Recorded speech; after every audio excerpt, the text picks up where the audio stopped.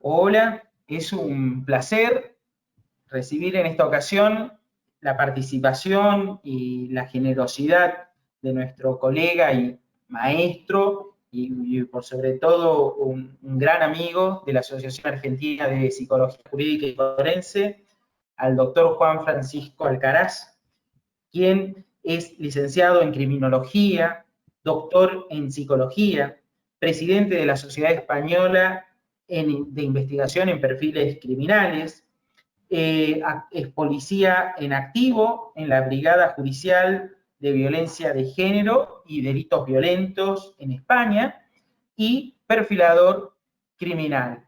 Desde ya que es un gran honor, Juan Francisco, contar con tu participación en este módulo de una introducción a la técnica del perfil criminal que se imparte desde el curso de posgrado de la Asociación de Psicología Jurídica y Forense, y como un preliminar de lo que será tu participación en noviembre del próximo año en el Congreso Internacional de la Asociación en la ciudad de Buenos Aires. Así que bienvenido, Juan. Bueno, pues te agradezco la presentación. Será un placer, si las condiciones y las circunstancias nos permiten, bueno, no solo visitaros otra vez, sino participar en ese congreso internacional que vais con buen criterio y con buen acierto, como todos los anteriores que habéis hecho, y bueno, en lo que por mi parte pueda aportar a la psicología jurídica y forense. Como sabes, desde ya hace bastantes años pues hemos estado en contacto y no va a ser la primera participación, pero sí, desde luego, una placentera conversación, y sobre todo volver a retomar ciertos temas, porque los congresos tienen la facultad de que las últimas investigaciones es donde hay que exponerlas, porque seguro que eso anima a la gente que ya ha estado en alguna anterior sesión conmigo, en alguna ponencia anterior, y por tanto siempre hay que dar las explicaciones o la continuidad suficiente en las últimas indagaciones e investigaciones. Absolutamente, totalmente de acuerdo, y en eso sabes muy bien encauzar el interés. De hecho, en la asociación reconocemos permanentemente tu autoría y el trabajo como iniciador en los temas de perfilación criminal dentro de nuestra entidad, y bueno, y de allí el interés de poder continuar trabajando sobre estos temas y de la manera en la que hemos podido implementar esta técnica en diferentes organismos públicos de investigación, ¿no? Hablando de los ministerios públicos fiscales, de brigadas de investigación policial, de unidades de ciencias del comportamiento interesadas en el tema de la perfilación criminológica. Es todo digamos, un logro, y a partir del trabajo sistemático que sostuvimos con tu persona, Juan Francisco. Muy amable, muchísimas gracias. Por mi parte, desde luego, siempre. Por favor, Juan. Bárbaro. Juan Francisco, quisiéramos por ahí un poquito, aprovechando este encuentro contigo, que pudieras comentarnos por ahí brevemente, para alguien que por ahí no tiene conocimiento de qué es la perfilación criminal, criminológica, que pudieras definirla desde tu recorrido profesional dentro de la especialidad. Sí, vamos a ver. Como hemos dicho, la perfilación criminológica realmente es una herramienta. Es una herramienta de investigación. Dicho esto, hay dos cosas que es muy importante matizar. Básicamente una de ellas. Un perfil criminológico no es un perfil psicológico. Eso es muy importante. Un perfil psicológico es, en base a una muestra, sacar una serie de características o variables en las cuales la mayoría de la muestra van a coincidir, por lo tanto van a dar un vector de utilización o de compensación, etc. Pero el perfil criminológico no es, aunque se sustenta de ciertas partes de lo que serían la psicología, evidentemente, no es ni siquiera parecido a un perfil psicológico. Realmente es, como te he dicho antes, como te he observado, es una herramienta de investigación, la cual consta de una serie de etapas o fases, las cuales se pueden aplicar en investigaciones simples, no solo en delitos seriales. Por tanto, la hace mucho más amplia de lo que normalmente podríamos considerar. Y esto, en la última parte de la entrevista, te lo voy a matizar. Entonces, la primera área, la más importante, es la vinculación. ¿Por qué? Porque la perfilación criminológica va enfocada sobre todo a delitos seriales. Los más conocidos, evidentemente, son el homicidio o asesinato, la violación, la pedofilia, etcétera. Pero claro, no se queda ahí. El problema es que esta técnica, una vez aprendida, las personas que conculcan estos conocimientos no quieren o no les da un poco como de reparo de indagar, de profundizar.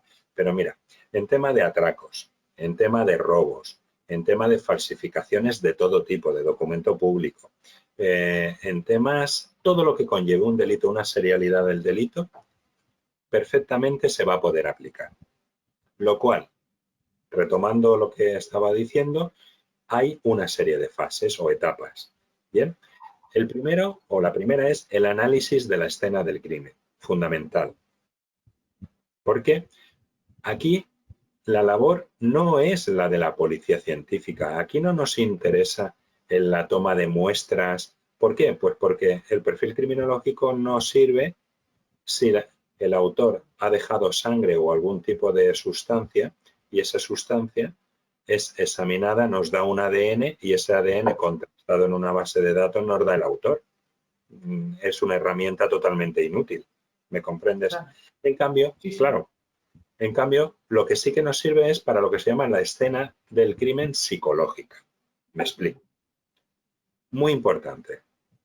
Si nosotros tenemos un cadáver en una posición de cúbito supino, por ejemplo, en el cual hay algún tipo de extirpación de órgano, hay un tipo de dejación de objeto que no tiene nada relacionado con la dinámica criminal de ese asesinato o de esa serialidad.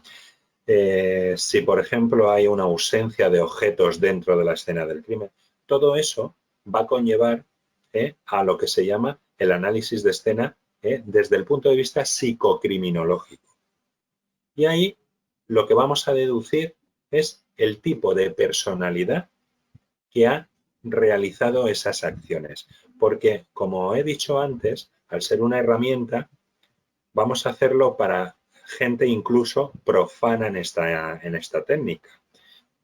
Y el ejemplo que os voy a poner es el siguiente. Imaginaros un embudo en el cual tú empiezas a echar granitos de arena. Dependiendo el grosor del calibre del agujerito, habrá rocas o piedrecitas que no puedan pasar y pasarán unas cuantas. Bien, pues eso, cuando tú aplicas un perfil criminológico, lo que estás haciendo es de una totalidad de personas que pueden haber cometido ese tipo de delito, vas a ir cribando con cada fase, con cada etapa, hasta llegar a seleccionar una muestra mínima, una cuota mínima de personas que lo puedan haber producido. Y esto va a encauzar muy claramente con una psicopatología. Si, por ejemplo, la escena del crimen tiene componentes sádicos, si, por ejemplo, la escena del crimen tiene conductas obsesivo-compulsivas, si tiene, por ejemplo, conductas paranoides, etcétera. O, por ejemplo, de retroalimentación. Y todo eso es lo que nos va a dar nuestro análisis de la escena del crimen psicocriminológico. ¿Vale? Eso es muy importante matizarlo.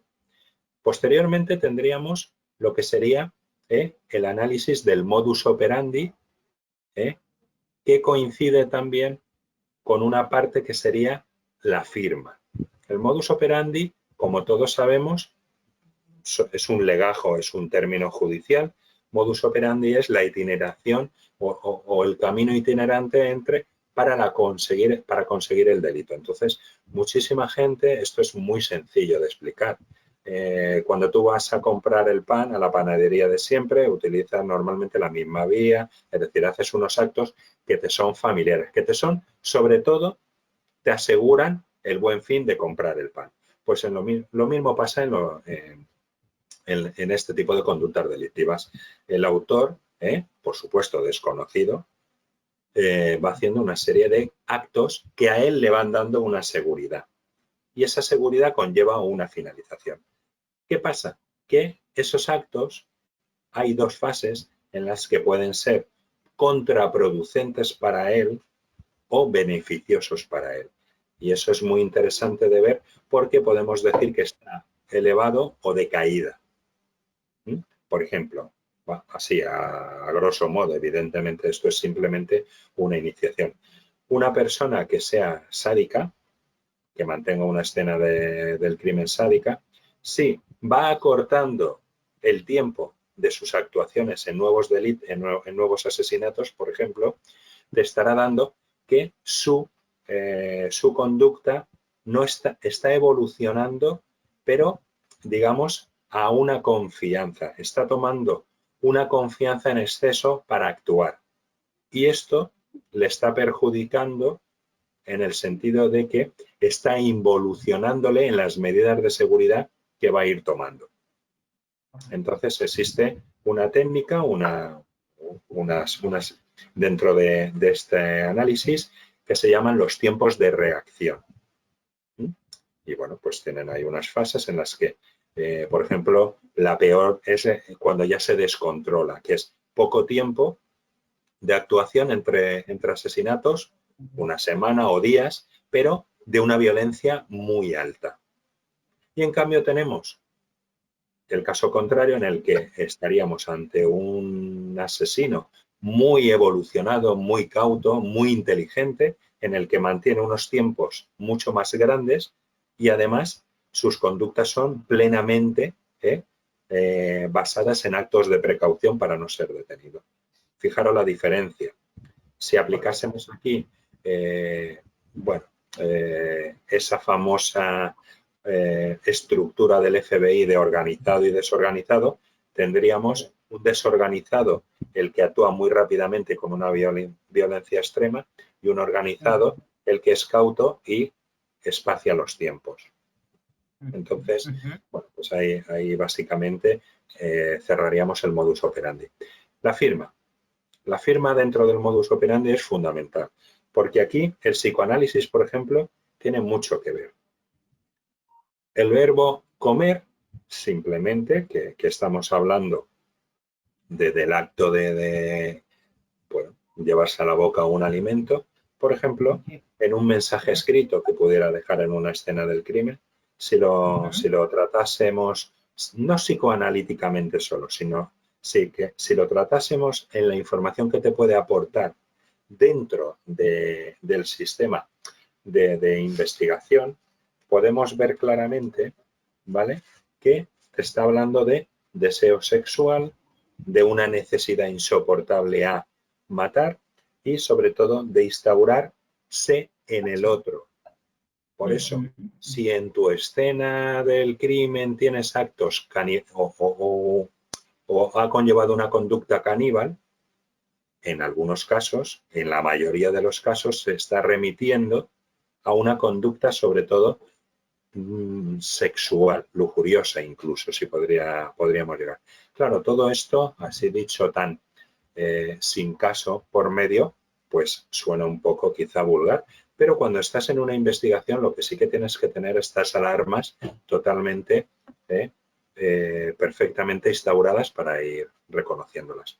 Seguidamente, el siguiente análisis sería el análisis victimológico. Esto es muy sencillo de explicar. Si es una persona medianamente inteligente, el autor claramente va a buscar lo que se llaman víctimas desechadas de la sociedad. Prostitutas, mendigos, gente en las que la actuación sobre ella, el hecho de matarlas, sobre todo no van a crear ni alarma social, ni van a ser buscadas con inmediatez, etcétera. Son también, podríamos considerarlo como unos actos de precaución para no ser detenido. En cambio, claro, si matas a universitarias, personas con un trabajo laboral muy reconocido o muy visto, por ejemplo, una persona que trabaje a turno en una gasolinera con 2 compañeros más va a ser mucho antes solicitada la presencia, por tanto, te va a conllevar a menos tiempo de reacción. Entonces, ahí lo que vamos a distinguir son víctimas simbólicas, las cuales van a ser muy exclusivas, o víctimas pues vulnerables, que son mucho más protegidas en el acto. Posteriormente, el siguiente análisis, y ya cuarto, sería el análisis del perfil criminológico. Perdón, del perfil geográfico. Es que a veces quieres dar la sensación. Y el perfil geográfico, ¿se puede aplicar siempre? No, no. Se puede aplicar en diferentes fases. Por ejemplo, no es lo mismo un asesino o un violador en serie que esté actuando en una misma ciudad o en un mismo barrio, si la ciudad es grande, o en un mismo pueblo, lo cual vas a poder perfectamente hacer un perfil geográfico y además sería un perfil geográfico muy, muy, digamos, exhaustivo, a que solamente te vaya matando de país en país o de zonas muy alejadas. Por tanto, esa itineración sería más difícil de conseguir marcar un perfil geográfico. Se podría hacer, ¿vale? Pero sería un perfil geográfico mucho más amplio, por tanto, podría aportar, pero no tanto como si enclaustramos en un núcleo. Lo cual, exactamente, claro. Dentro del perfil geográfico hay una parte que es muy interesante, que es las barreras físicas, digamos, que el autor, ¿cómo te diría?, asume para llegar a la víctima. Por ejemplo, que están relacionados también con el análisis victimológico. No es lo mismo ir a una zona, prostitución en carretera, donde es un descampado, es llegar con el coche, subir a la víctima, llevártela a un descampado y matarla, por ejemplo, ir a matar a una víctima en la cual está rodeada de montañas, solo hay un puente para acceder, está a 350 kilómetros del lugar donde en principio creemos que opera. No sé, es una victimología mucho más depurada, mucho más simbólica, porque lo que ahí te está dando a entender es que esa víctima conlleva alguna sensación, sobre todo, le aportas alguna motivación psicológica a este autor. Y con todas las conclusiones de estas fases que hemos nombrado, se haría o se estructuraría el perfil criminológico, el cual tiene que ser muy fácil. Me explico. Entre 10 o 15 variables. No es un número totalmente cerrado, pero sí que interesa que sea corto. ¿Por qué? Porque los perfiladores lo que van a hacer es dárselo al equipo de investigación. Y el equipo de investigación, con esas variables, de entre sus sospechosos, lo que va a hacer es cuál entra dentro de ese parámetro. Y si imaginaros que solamente hay 2 personas que cuadran más o menos, o una, aplicarle ya un interrogatorio más profundo y sobre todo más especializado para este tipo de conductas, con el fin de sacarle algún acto, alguna revelación que solamente sea él. Todo esto tiene que ir apoyado con aportar una información a los medios de comunicación totalmente controlada. ¿Por qué? Pues porque nos interesa dar una serie de pistas, si por ejemplo, no más que pistas, una serie de conclusiones, si por ejemplo no está actuando para que salga de su escondite o si está actuando muy seguidamente, nos interesa también frenarlo. Es decir, y esto siempre lo van a hacer el portavoz de la policía o la persona que comunica a los medios. Y los medios de comunicación tienen que ser, desde luego, cómplices con nosotros si queremos hacer un buen perfil. Entonces, dicho esto y explicado lo que es un poco en conjunto, quedan muchos matices, que en el Congreso seguro que buscaremos una ponencia o las que se me permitan específicas, sobre todo muy específicas. Dicho esto, como te decía, podemos encontrar ahora lo que se lleva últimamente, que es una nueva instauración, que es un perfil retrospectivo. El perfil retrospectivo es algo en el que ya ha sucedido todo. Es decir, tenemos delito, tenemos víctimas fallecidas y tenemos detenido. Claro, el perfil retrospectivo es para aquellos casos que lo que nos interesa es conocer lo que ha sucedido de ahora ya detenido hacia atrás. ¿Para qué? Muy sencillo. Porque si vamos a entender una cosa, que es en un 90% o en un 80%, no vamos a tirar tan alto, siempre se produce. Y es que las conductas se imitan. Entonces, cuando tú conoces, por ejemplo, llegado el caso, y si se me permite allí, os haré o haremos, os explicaré cómo se hizo el perfil retrospectivo de un caso, de una muerte de un menor, se llama el caso Gabriel, en el cual la madrastra de la pareja pues cometió la muerte del niño. Entonces es muy interesante, sobre todo porque el PowerPoint que os aportaré, si se me permite, veréis cómo paso por paso se va encauzando ese perfil retrospectivo. ¿Qué te da? Te da sobre todo que en ciertas fases, en un perfil criminológico que no sabes cómo actuar o por dónde tirar, por dónde encauzar, con un perfil retrospectivo vas a ver claramente cómo se podría haber solucionado. Digamos que es o cara o cruz. Pero claro, si tienes cara o cruz, ya es más difícil que la moneda se quede de canto. Pero también, aquí en investigación todo puede pasar. Absolutamente.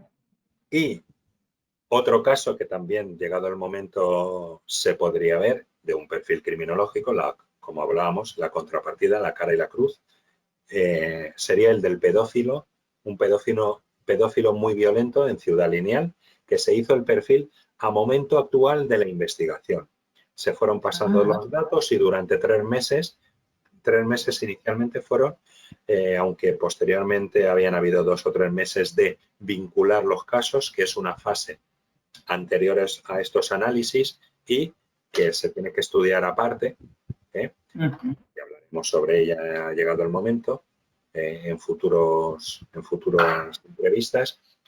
Este perfil también es un caso que se va analizando, se va exponiendo el PowerPoint, a día de fecha tal, con lo que se va mandando a la unidad operativa central, cómo se va investigando, cómo se va cerrando, hasta que a los 3 meses es detenido.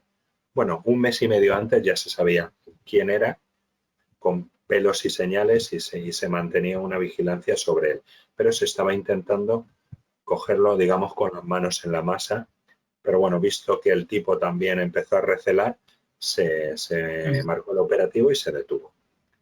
Y bueno, es muy interesante el caso. Son 2 PowerPoint que de verdad vale la pena verlos a forma práctica. Y luego teóricamente. Perfecto.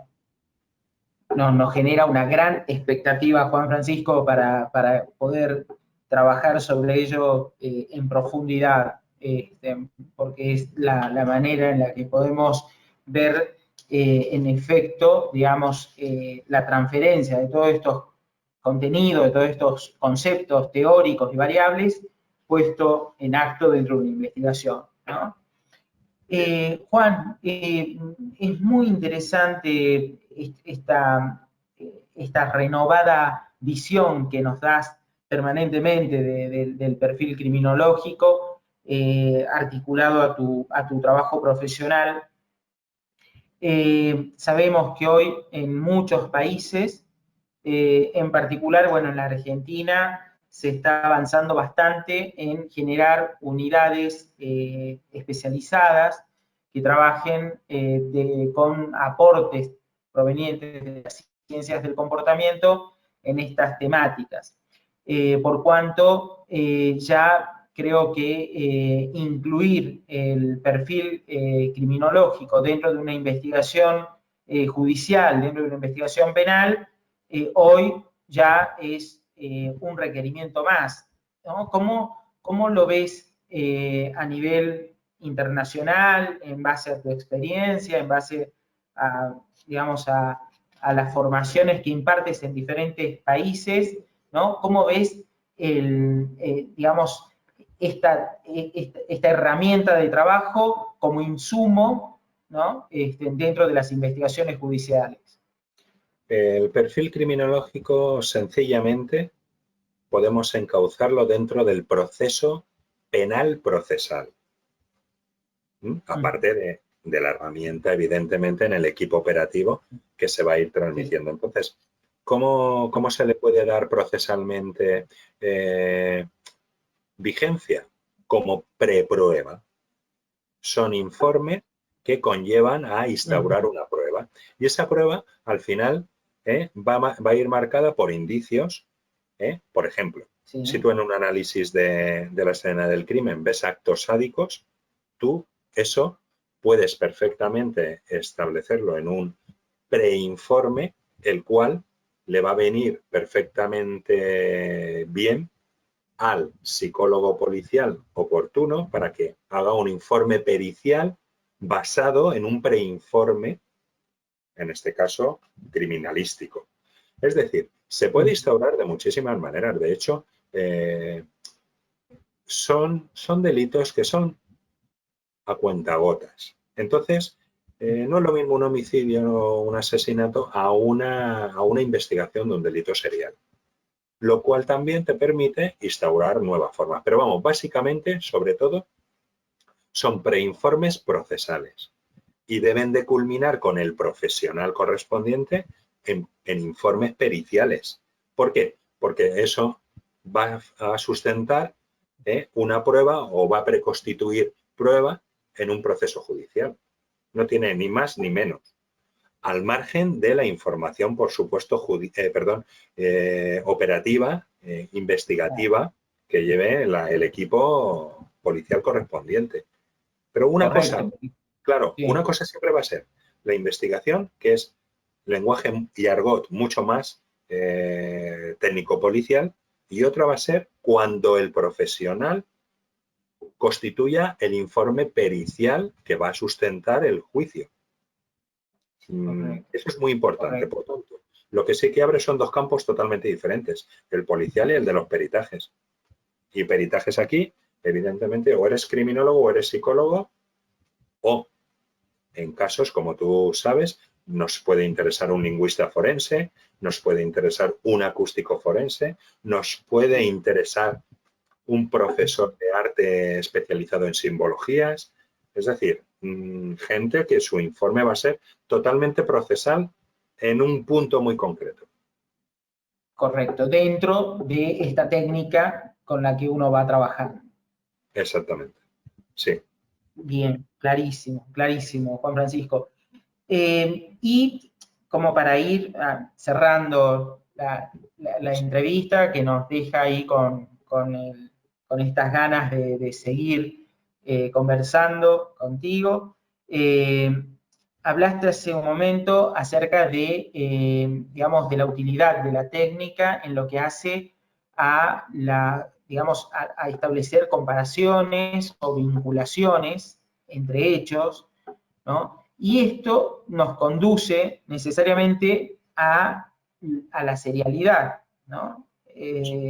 Entonces, digo, si bien en nuestro país en particular, en Argentina, el tema de la investigación de los delitos seriales es reciente, es decir, que podían haber acontecido cantidad de hechos y no haber encontrado patrones o nexos que permitieran articular las investigaciones. Entiendo que hoy es una condición necesaria, ¿no? Dentro de los delitos y que, digamos, adquieren una complejidad que requieren también de una mirada compleja, ¿no? Como puede ser el estudio de la serialidad. Y tú tienes un manual escrito dentro de tantas publicaciones, ¿no? Que, digamos, enseña demasiado acerca de los asesinatos en serie. Cierto. Lamentablemente enseña demasiado. Cierto. Aquí. Correcto, ese es. Ese es. Sí, sí. Claro, mira, la vinculación, antes de las fases que hemos hablado, existe la vinculación, como tú bien dices. La vinculación, te voy a poner un rápido ejemplo. La vinculación se basa en conductas y subconductas. Entonces, ante un examen de una escena del crimen, se marca una conducta, pero proviene o marca unas subconductas. ¿Qué ejemplo te pongo? Muy sencillo. 5 personas compran un teléfono móvil. ¿Qué conducta tenemos? Comprar. ¿Qué objeto tenemos? 5 teléfonos móviles. Tenemos lo que se llama una conducta inicial, una conducta primaria. Técnicamente es un verbo y un objeto. Comprar, en este caso, o matar 5 víctimas. Claro, pero ¿cómo podemos vincular? La vinculación lo que tenemos es que ir al detalle. Eso es lo más importante en un delito serial. ¿Y cómo vamos al detalle? Muy sencillo. Te lo voy a poner básicamente con el ejemplo de los móviles, porque es mucho más sencillo de entender, en principio. Si estuviéramos cara a cara con el público, seguro que me entenderían, porque lo explicaría mucho más afablemente. Pero claro, conducta, digamos, primaria, comprar, objeto, móviles. Pero claro, esa es la conducta primaria. Ahora tenemos las subconductas. ¿Qué subconductas son? El verbo no va a cambiar. Hemos comprado, pero tenemos el objeto. El objeto, ¿son los 5 teléfonos iguales? No. Uno es un iPhone, otro es un Samsung. un Samsung, el otro es un Huawei, el otro es... Tenemos 5 subconductas. Pero claro, cuidado. Si tenemos 5 subconductas, ya tenemos una victimología, entre comillas, si hacemos la comparativa a asesinatos, diferenciada. Pero en cambio podemos tener esa compra, 2 personas hayan comprado iPhone, 2 Samsung y una Huawei. Entonces, lo que podemos vincular por el momento inicialmente es que hay 2 tipos de subconductas idénticas, en las cuales hay 2 iPhone, 2 Samsung, y una que podemos en principio despreciar como conducta típica, que es la del Huawei. Pero claro, no se puede despreciar tampoco 100%, porque si hay otros complementos que se estudian en la vinculación, puede ser que sea, mira, su primer asesinato o prueba, que le haya venido bien matarlo por otras circunstancias, que haya querido matarlo con el mismo modo operandi en la misma firma, pero le haya salido porque no ha tomado unas ciertas medidas. Es decir, que no es tan fácil como parece. Yo intento aclararlo con un ejemplo básico, pero...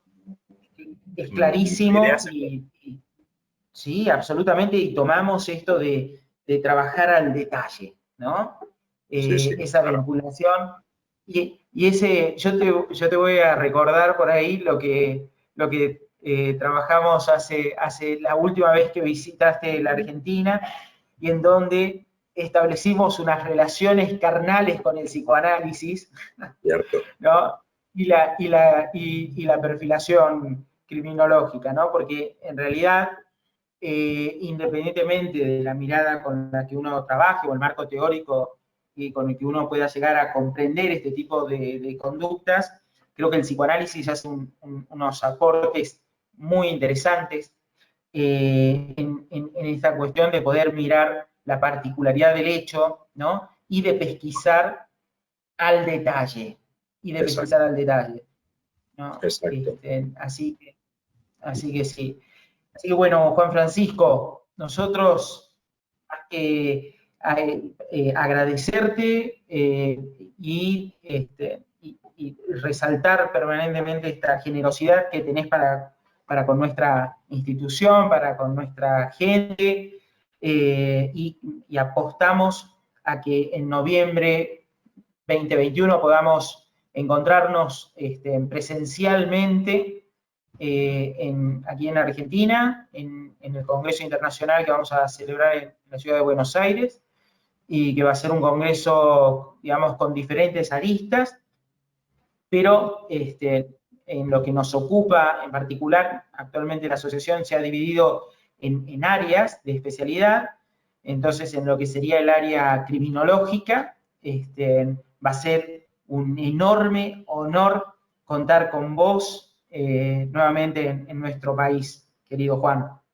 Pues muchísimas gracias. Tú sabes que las veces que he visitado ese maravilloso país, hermano de España, ha sido, vamos, satisfactorio. Creo que han sido congresos de mucho nivel. Yo he aprendido mucho, lo cual me agrada, porque si no aprendo me voy directamente. Me aburro y me salgo. Es una mala educación, pero es que a mí lo que me gusta es avanzar.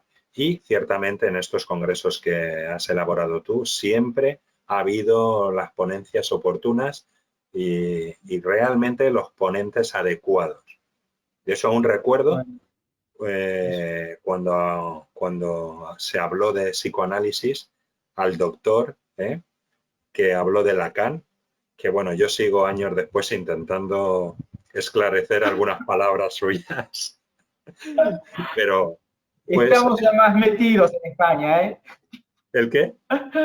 ¿Perdona, Ya qué? estamos más metidos ahí en España con la orientación lacaniana. Tenemos Lacan, muchos, sí, así sí. que estamos mucho más próximos, Juan. Pero la Pues verdad que va será a ser un enorme sí, placer. igual te digo, será un placer si llega el momento y las condiciones de participar como siempre ha sido.